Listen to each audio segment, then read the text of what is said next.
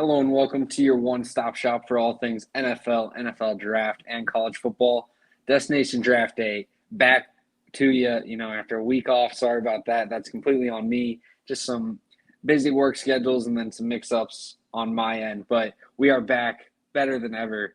And joining me, Nick Durst. Nick, how are you doing?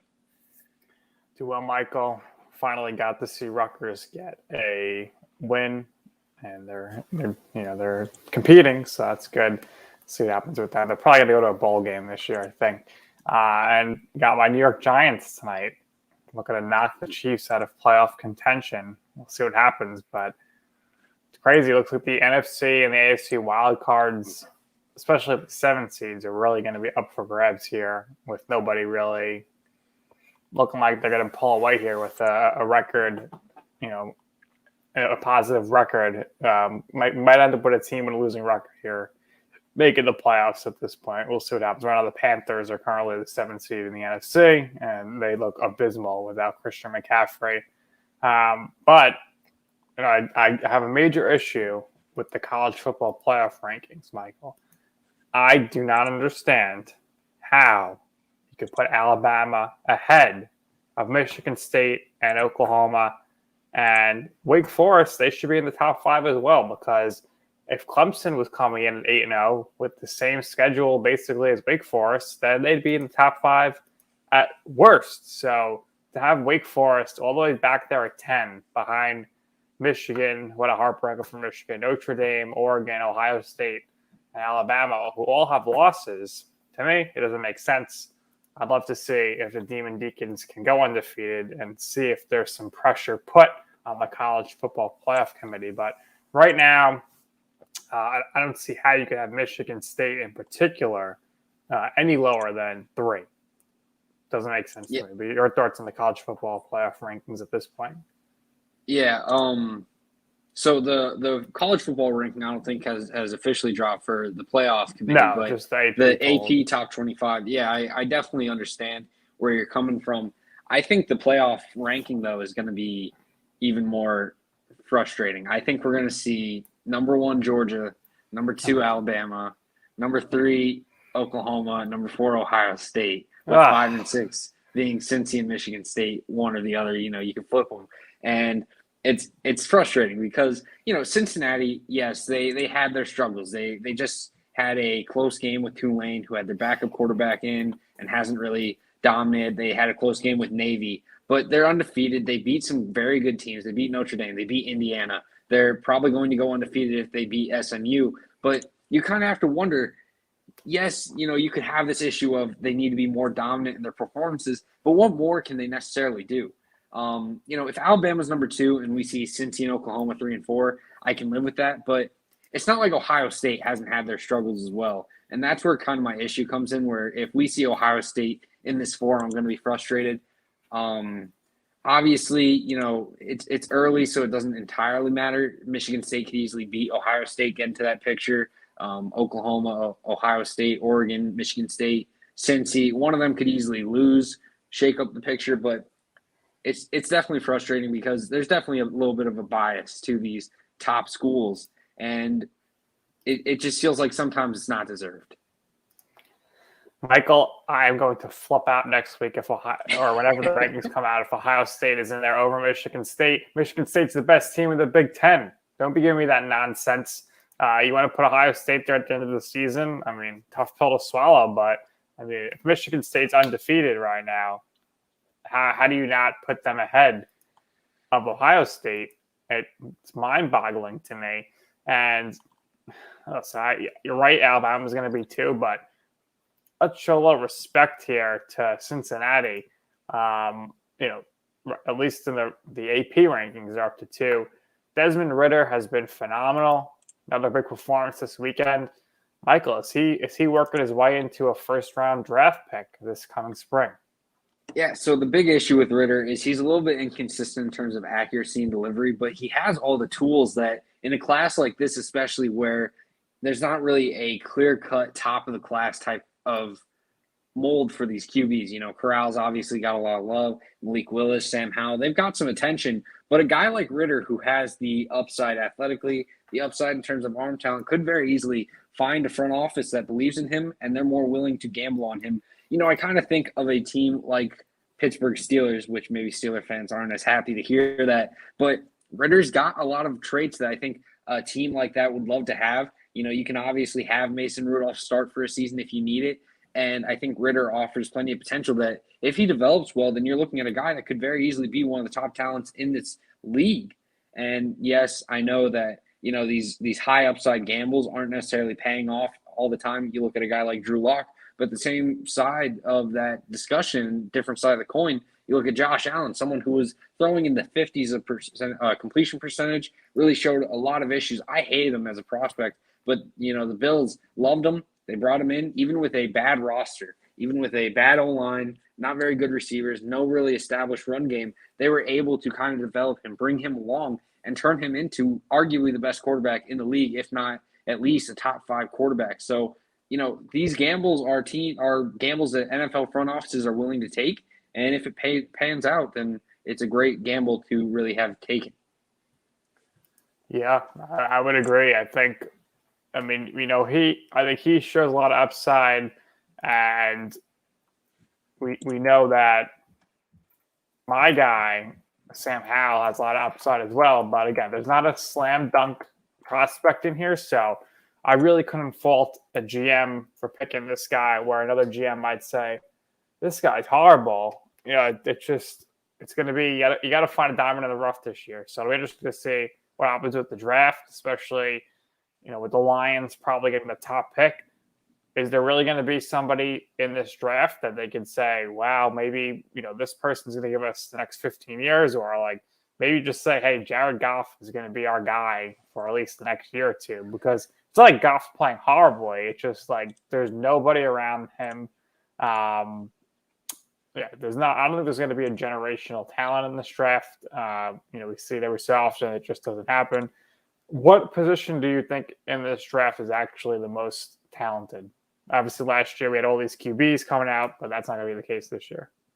Yeah, I think you kind of have to look at the safety class as one of the top classes in this draft, with Kyle Hamilton, Nick Cross, Isheem Young, Jalen Catalone. There's just so many players all throughout this class, both at the free safety and strong safety spot, that really offer tremendous upside. Pass rusher is definitely one that's going to get a lot of attention, especially if you're considering, you know, a guy like Karlaftis and a guy like DeMarvin Leal into that edge rusher position. Then there's plenty of guys that are going to fill out this class that'll get plenty of attention. And then there's some guys that aren't getting attention, like Will McDonald, that really could be a tremendous player at the NFL level, and he's continued to produce for the past 2 seasons. But like you kind of said, this quarterback class is certainly one that's going to be interesting to keep an eye on. We probably won't get any clarity on the situation, but it would be really interesting to see if there's one quarterback that has a consensus round 1 grade, because I really don't expect it for a class like this. Whereas, you know, last year, I think every front office most likely had a first-round grade on Trevor Lawrence, and probably had a first-round grade on guys like Zach Wilson, Trey Lance, maybe. But in a class like this, I wouldn't be surprised if at least every quarterback has a 4th-round grade or lower by at least one team. Yeah, I mean, I think that's definitely going to be the case. There's not going to be any Heisman finalists at QB this year. With the Heisman, though, great performance this weekend. I think Kenneth Walker III from Michigan State should be considered the front runner at this point. What do you think? And then where do you see him ultimately going in the draft in the future, knowing that what we know about the running back position being very undervalued in the draft at the top of it? Yeah, Kenneth Walker is an absolute stud, and we saw it last week against Michigan. He really put the team on his back. 5 touchdowns for 197 yards, 23 carries in full. I think the big question mark is, how is he going to add to the receiving game? And that's something that still needs to be found out for him. He needs to get involved in the passing game there at Michigan State. But really, he's a tremendous talent, and I think he's someone that we're going to see in that 3rd, 4th round if he were to declare this year. I wouldn't be surprised to see him return. But, you know, to your point of the Heisman, I definitely think he's the front runner. There's talk about Bryce Young, and I think he's definitely in contention as well. But this overall just Heisman candidacy probably one of the weaker in recent memory. Right. And, for Kenneth Walker, he's putting up superstar performances that could really establish himself and make him run away with it.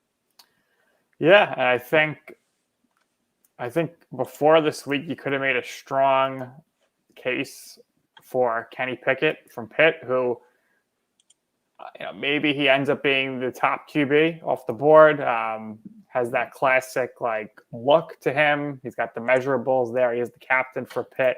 What have you seen out of him this season? What do you like from him? And do you think he ultimately is going to be one of the higher quarterbacks drafted? Yeah, he seems to be someone that is rising up boards when it comes to the consensus opinion from media.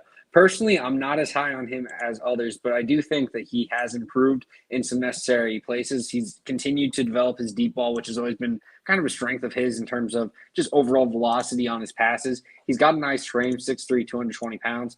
Kind of prospect that I compared him to in the offseason was Zach Dysert, who was another guy that was kind of getting this attention, rising up draft boards because he had that nice downfield ability. He had some nice size, good pocket passer. And I think Pickett could be in that similar situation where maybe the media hype on him is a little bit higher than where he actually ends up in the draft.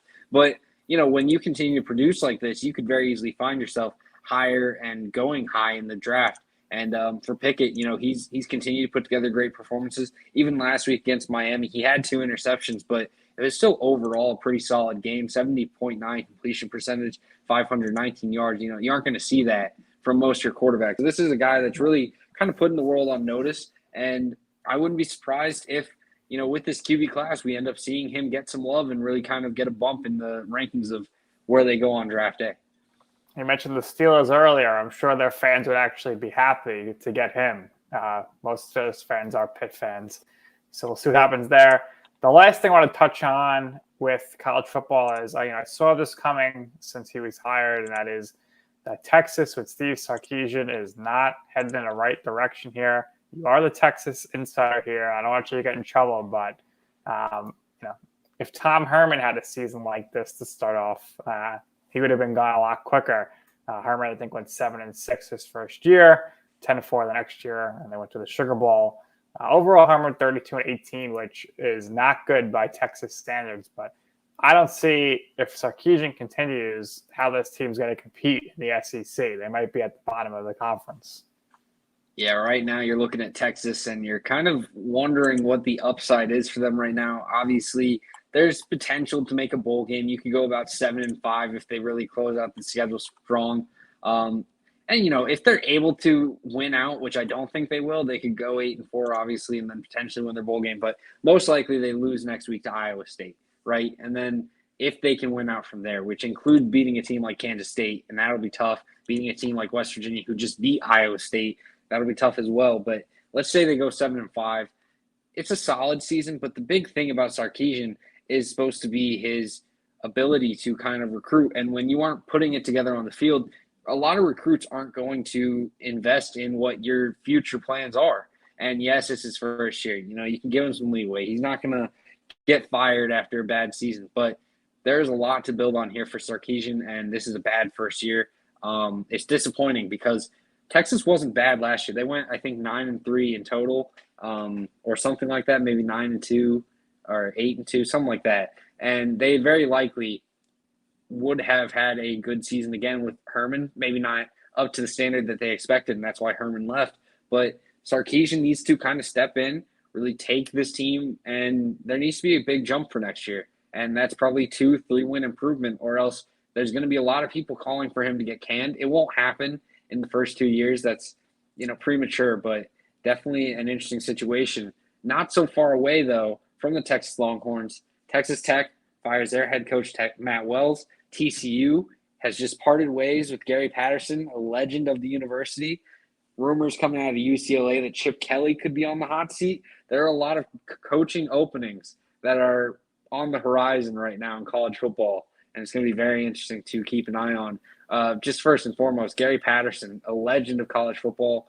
What are your thoughts on TCU's decision to kind of part ways, and what do you think about the future of TCU and Gary Patterson separately? I don't think it makes much sense unless Gary wanted out. I mean, look where Gary has gotten TCU. He got them into a Power 5. Nobody knew about them or cared about them. Then mid 2000s, early 2010s, has got makes them powerhouse. I don't know. I mean, it's an attractive job because it's Power 5, but is it going to be something where a coach is going to be like, oh my gosh, I want this TCU job? Probably not. There's going to be other jobs we're looking at. We know what the Big 12 is at this point with Texas and Oklahoma leaving. Obviously, they're getting some replacement teams like Cincinnati, but to me, I don't see that they're going to be able to make this great hire here, and that they're all of a sudden going to get back to prominence. I think you're better off riding it out. If they wanted some advice, they could have asked the Texas Longhorns what they feel about letting go of Mac Brown at this point. Yeah, Mac Brown would be definitely scary in TCU for a lot of Longhorn fans. Apparently, the rumor is they're looking at Sonny Dykes out of SMU, and apparently, SMU could potentially just go and hire Gary Patterson back. So that'd be interesting to see. Obviously, names like Ed Orgeron is definitely going to be in talks for both Texas Tech and TCU. Texas Tech was highly rumored to be looking at Jeff Traylor out of UTSA, who's currently undefeated, and he just signed a 10-year extension with about $7 million buyout.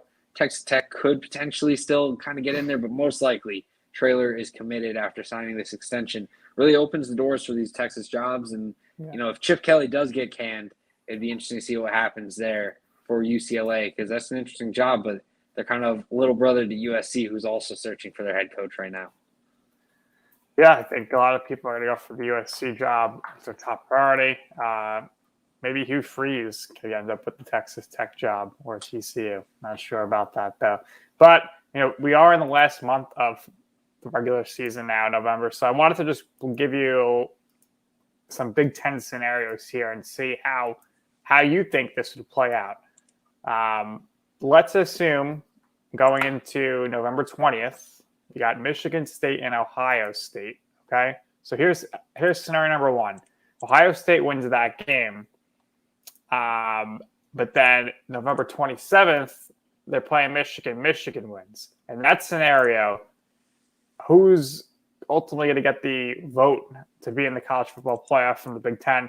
I don't really put too much weight into the championship game. I think in that scenario, I would assume Michigan would end up in the championship game. And scenario two would be that Michigan State beats Ohio State, but then loses to Penn State last week. And then you got to see what happens, I guess, with Michigan, Ohio State, whoever has the better record. But how did you see that playing out? If something happened, I think if that's a scenario where one of these teams, or if Ohio State gets a second loss, or Michigan State or Michigan are the winner with one loss, then I would assume the College Football Playoff Committee would then not put a Big Ten team in the playoff picture. But what do you think? Yeah, if Michigan State blows this, and you kind of look to Ohio State, but if Ohio State then turns and loses to Michigan, I think there's a real argument for one of Michigan or Michigan State to get in. But at the same time, the chaos of that would really lead to an interesting situation, because I believe in that scenario, Michigan State and, I don't know, it'd be a 3-team tie for whoever gets out of the East. So it'd be weird to see who kind of comes out of that situation. But you'd think Ohio State's just out because they'd have their second loss. So you're kind of hoping that Michigan State or Michigan gets the tiebreaker in winning that Big Ten East and getting to compete in the conference championship. But, man, that's tough. I don't know. I could see one of them getting in if they are able to be a conference champion. But if for some reason there's a 3-way tie and then Ohio State ends up the conference champion, I think it's hard to kind of put Michigan or Michigan State in because they don't have that conference title. And then you're kind of looking at, Oklahoma, Georgia, Alabama, and Cincinnati as the 4 with that Big Ten champion or Big Ten, at large, just one out. And Wake Forest sitting on the outside looking at undefeated season, unfortunately. All right, NFL time. It was an interesting weekend. We had some craziness, things you never thought you would see. But first, let's take a look at Rochman's Rookies of the Week. Yeah, so week 8 was filled with some very talented performances.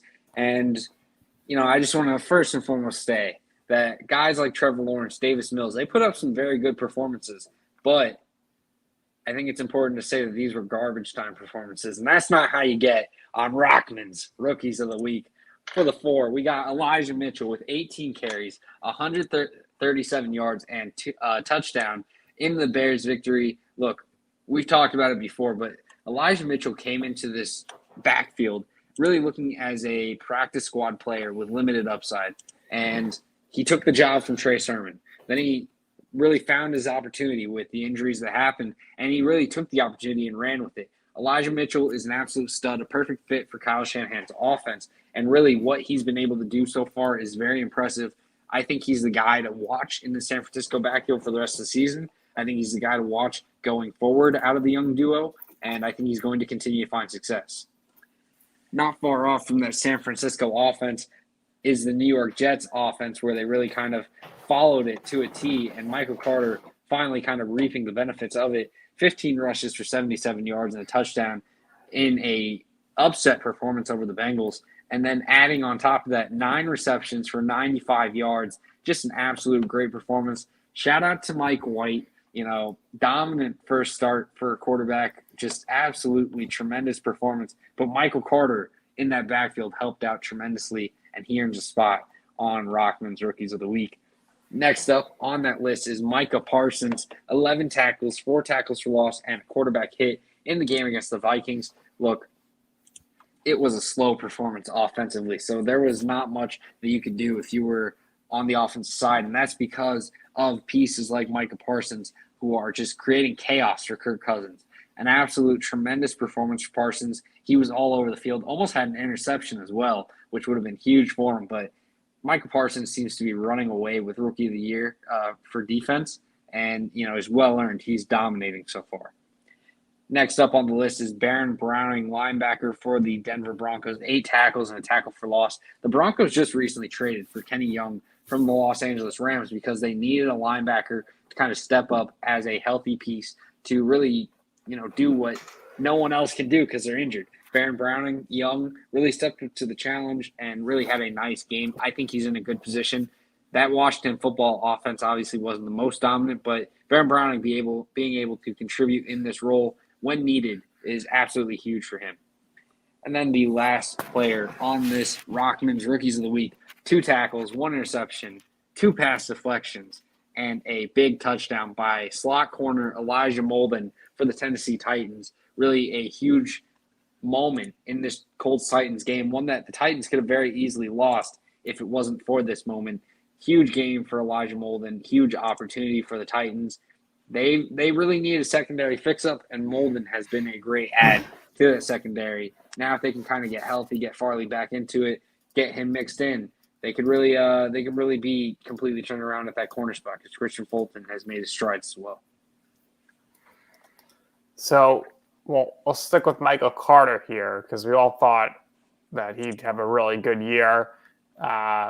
Everyone loved that draft pick there. Hasn't really been too spectacular, but this is a great game. You could see what he could do with his full potential. But, the main story here is the Jets offense finally gets going. And Mike White, who was a longtime practice squad player with the Cowboys, does something that nobody has done since Vinny Testaverde in the early 2000s or late 1990s. Is not his throw for 400 yards as a Jets starting quarterback. I was stunned. I'm sure everybody was stunned. If you're a Bengals fan, you have to be so angry at this point because the Bengals, they coming to the game were the number 1 seed in the AFC. Goodbye with that. We know the Bills are going to get that most likely. Just unbelievable there. And now there's it's a QB controversy. There's no QB controversy. Zach Wilson's going to start again ultimately when he comes back. But now maybe Joe Flacco, who they traded for, won't start. But there is a team that does need a starting quarterback, and that is the Saints with Jameis Winston. Simeon, he comes in there, and they somehow beat the Bucs. Gronk really was not involved despite playing.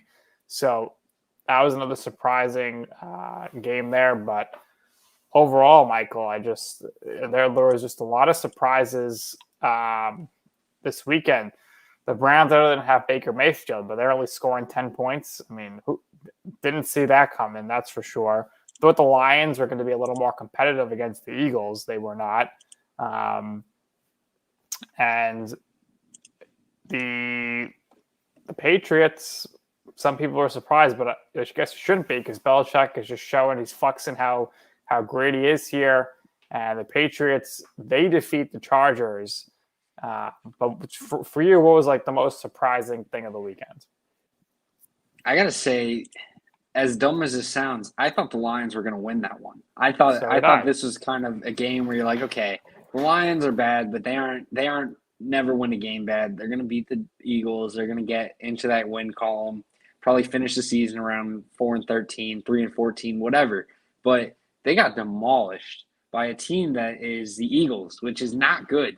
So I was really shocked by that one. I kind of expected the Saints to beat the Bucks. I thought that there was a little bit of recipe for just chaos when it comes to Tom Brady going against the Saints. I didn't expect that the Saints would pull it out whenever Tom Brady started getting going. Winston went down, and I thought it was going to turn around and the Bucks would win it. But, the Lions loss has to be the most surprising to me. Definitely surprised by the Browns performance. Mayfield back, you would have thought that the offense got going a little bit, and it just didn't happen. Mayfield did okay. He did 20 for 31, 225 yards. But the offense overall was just pedestrian.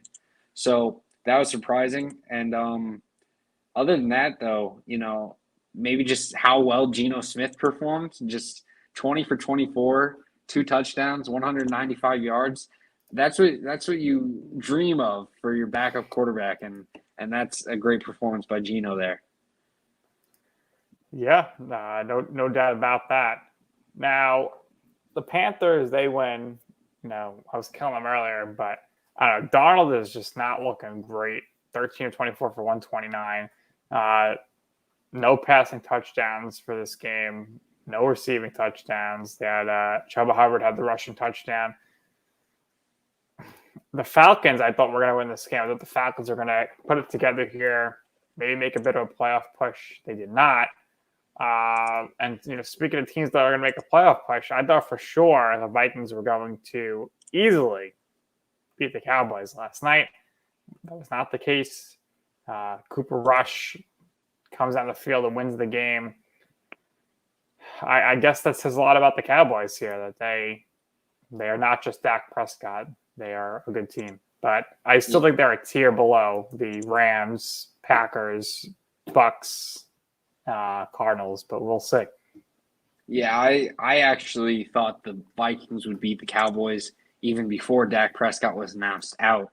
I thought that, just there's a lot of trends in the NFL where it's just kind of a lot of games that sort of surprise. You can kind of just look at it and you're like, oh, it just makes sense because they needed it more.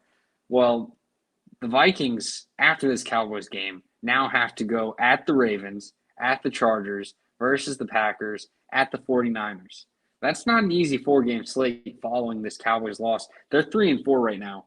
For those 4 games, you can maybe pick out a couple of wins, but that's still, if they go 2-2, that's still 5-6, and they're now on the brink of not making playoffs again. So it was one of those games I thought that the Vikings would kind of pull an upset, get into 4-3, maybe win 2 of those next 4, become 6-5, be in a lot better spot. But losing that game, I think, is really kind of putting that final nail in the Mike Zimmer coffin. And if they miss playoffs, then it's hard to really justify keeping Zimmer around in Minnesota.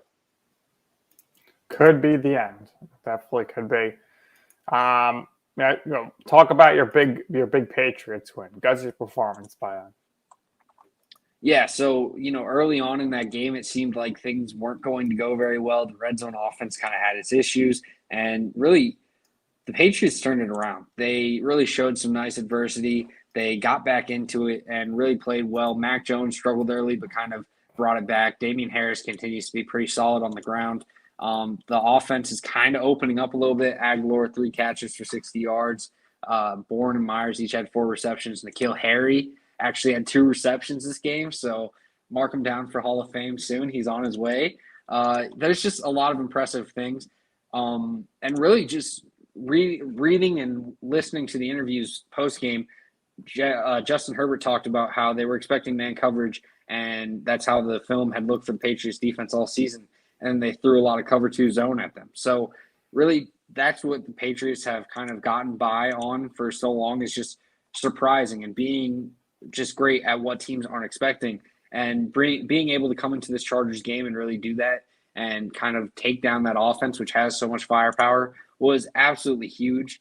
Obviously, Keenan Allen still had a very good game. Austin Eckler still looked pretty good, but being able to limit Mike Williams, who's been tearing it up all year, kind of keeping Justin Herbert honed in, was just really impressive by the Patriots. And now they're kind of looking at a team that was at first kind of we just need to stay competitive this year and we'll look at it next year, to now with the schedule that they have, really in a spot to where they could be looking at playoffs, because they have Panthers next week, which should be a win, 5-4. Browns will say they lose, 5-5.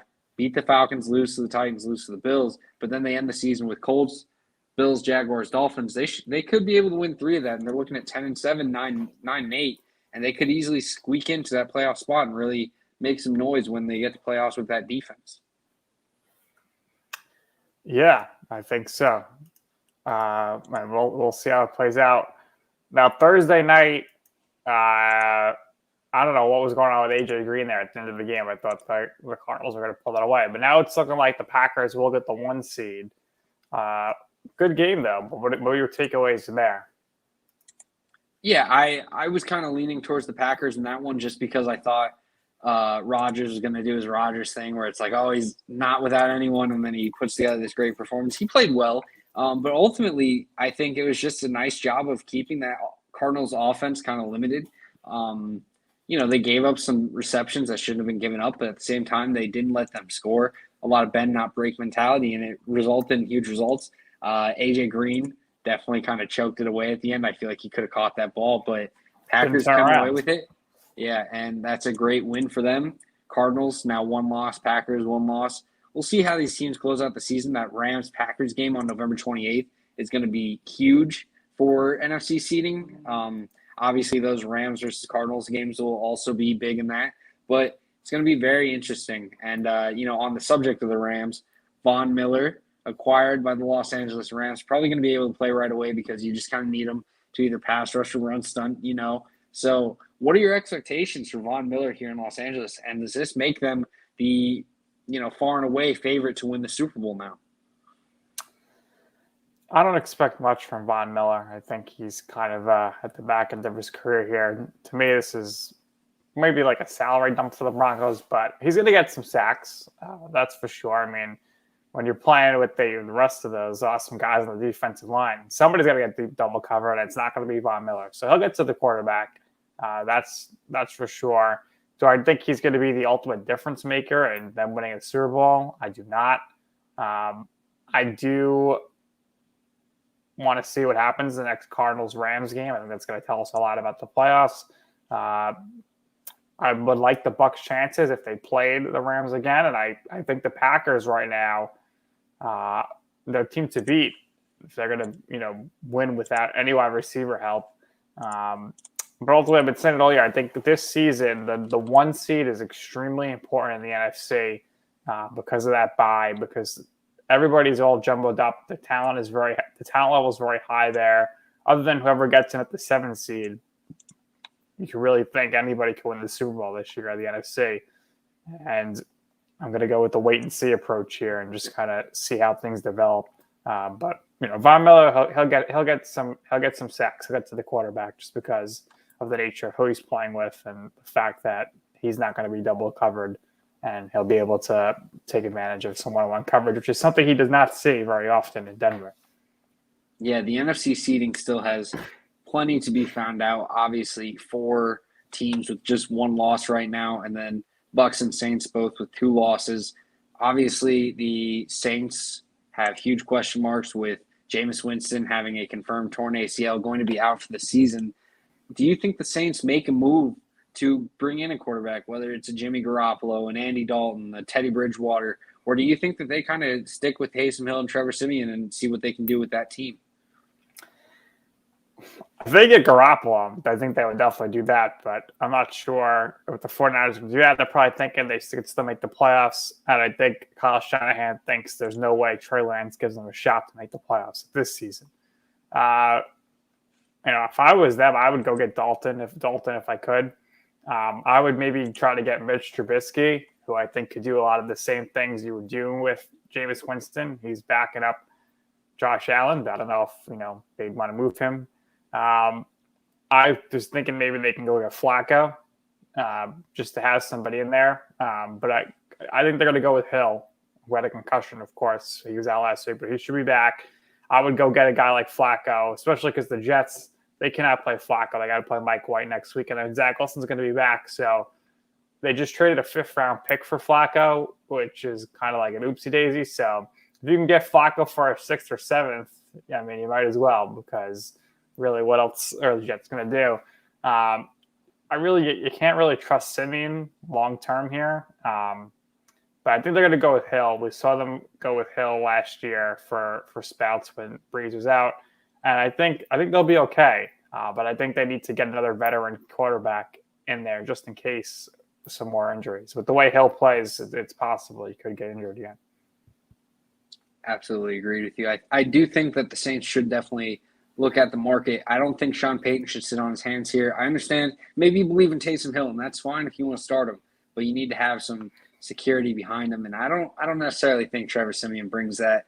But we got to call it short today. Just a little bit of a busy. What about Cam Newton? I think if you want to bring in Cam, that's definitely one that you could entertain. As a passer, I think he still has a little bit to offer, but he's definitely regressed. But still very good athlete and apparently vaccinated now, so that's not going to hold him back from getting a job. I think it's possible that, if they're looking for a QB, maybe Cam, I think he's an interesting option. And lastly, and I'm going to wrap, but big Monday Night Football game, is it going to be a get-right game for the Chiefs? I don't think the Chiefs are going to blow out the Giants tonight. I think it's going to be closer than expected. I think a lot of people are expecting this to be the game where the Chiefs kind of figure things out and blow it out of the water. I'm not expecting that. I'm going to expect like an ugly 27-21 win where you're like, okay, the Chiefs won. They're 4-4. Maybe they inch into the playoffs, but they don't look right yet. And, there's defensive issues all over for this team. The offense is kind of not found out, but they don't have a lot of threats outside of Kelsey and Hill. So if you can limit them, then you're really kind of limiting this offense. And it's been the issue all season. And, if I'm the Chiefs and I'm really set on contending this year, then I make a move for a weapon or I make a move for some defensive help because right now it's not good. I think if Saquon Barkley and Kenny Golladay were playing tonight, a lot of people would pick the Giants to win this game. Be interesting. I think it's one that I would just stay away from as a bettor right now until I know the Chiefs are good or until I know they're bad. It's like I know they're bad, but it's like I don't believe it yet because it's just Mahomes and the Chiefs of the past 2 years. So it's tough. We'll see. We shall see. All right. We appreciate everyone for checking in and watching today. We appreciate LandryFootball.com for the platform to speak about NFL draft, NFL talk, and college football. We'll be back on Friday to talk about the weekend ahead of all things football. Until then, though, take care of yourself and have a great week. Peace.